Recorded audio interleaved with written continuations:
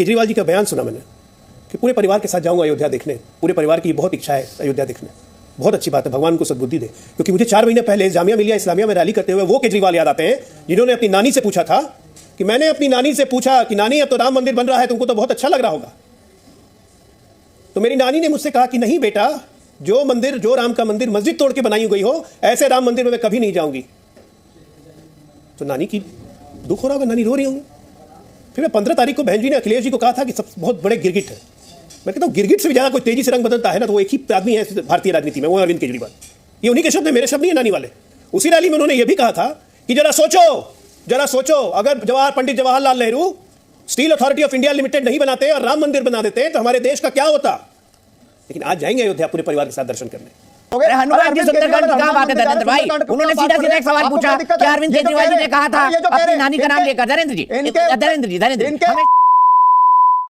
दोस्तों, स्वागत है आप सभी को मेरे YouTube चैनल पर। दोस्तों, आज की वीडियो बहुत ही मज़ेदार होने वाली है क्योंकि आज की जो डिबेट हो रही है वो बीजेपी और आम आदमी पार्टी के बीच में हो रही है। इसमें आपको कांग्रेस के प्रवक्ता हैं। दोस्तों, आज की डिबेट में बीजेपी की तरफ से अजय आलोक जी हैं और आम आदमी पार्टी की तरफ से घनेंद्र भारद्वाज जी हैं। दोस्तों, डिबेट काफ़ी मज़ेदार होगी क्योंकि डिबेट में जो है अजय आलोक जी आम आदमी पार्टी और अरविंद केजरीवाल का पोल खोलते हुए दिख रहे हैं और काफ़ी जोश में है क्योंकि जो अरविंद केजरीवाल का राम मंदिर को लेकर के टिप्पणी, काफ़ी अच्छी टिप्पणी किया गया था एक टाइम में, और आज वो बोल रहे हैं कि मैं राम मंदिर जाऊंगा। राम मंदिर को लेकर के डिबेट हो रही है। दोस्तों, आप लोगों से अनुरोध है कि वीडियो को लास्ट तक देखिएगा और चैनल पहली बार आए हैं तो चैनल को सब्सक्राइब जरूर कर लीजिएगा। चलिए शुरू करते हैं और देखते हैं वीडियो को अंत तक। अभी मजा आएगा ना भिड़ो।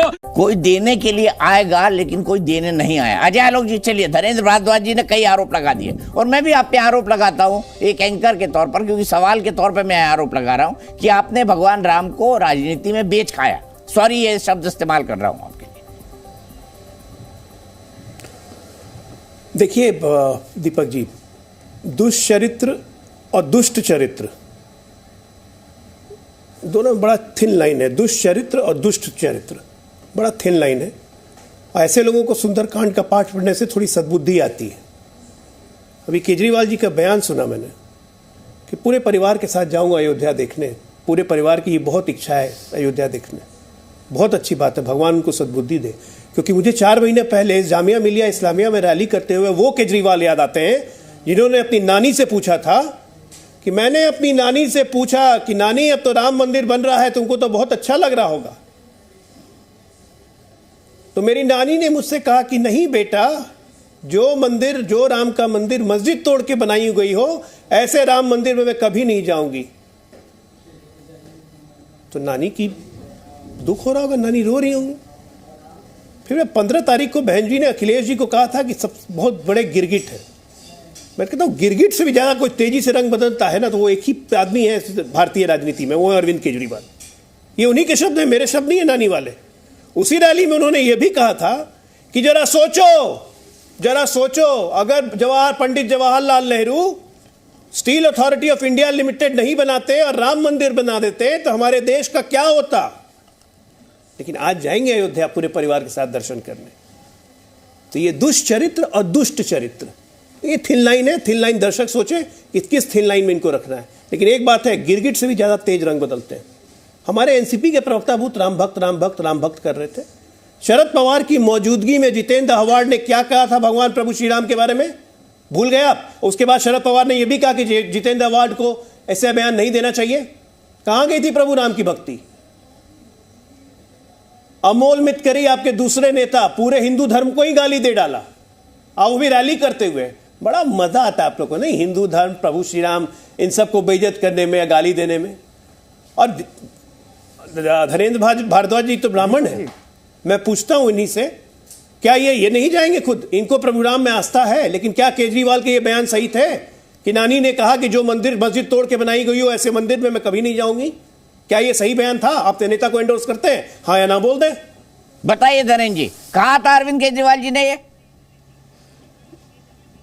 दीपक जी, मैं फिर यही कह रहा हूं, भारतीय जनता पार्टी के सुन लीजिए अजय जी, मैं फिर यही कह रहा हूं, भारतीय जनता पार्टी के लोगों को भगवान हनुमान से दिक्कत है। अरविंद केजरीवाल से नफरत करते करते हनुमान जी के खिलाफ हो गए, सुंदरकांड के खिलाफ हो गए। हनुमान जी सुंदरकांड की कहां बात है धर्मेंद्र भाई? उन्होंने सीधा सीधा एक सवाल पूछा कि अरविंद केजरीवाल जी ने कहा था अपनी नानी का नाम लेकर। धर्मेंद्र जी हमेशा चिल्लाने से कुछ नहीं होता धर्मेंद्र भाई। मैं आपको पूरा मौका देता हूँ, मुझे इस सवाल का जवाब दीजिए कि क्या अरविंद केजरीवाल ने ये कहा था कि मेरी नानी ने कहा कि अगर मस्जिद तोड़कर मंदिर बनाया गया तो ऐसे मंदिर में प्रभु नहीं जाएंगे या वहां नहीं जाना चाहिए? बताइए धर्मेंद्र जी, कहा था अरविंद जी ने? नहीं कहा था।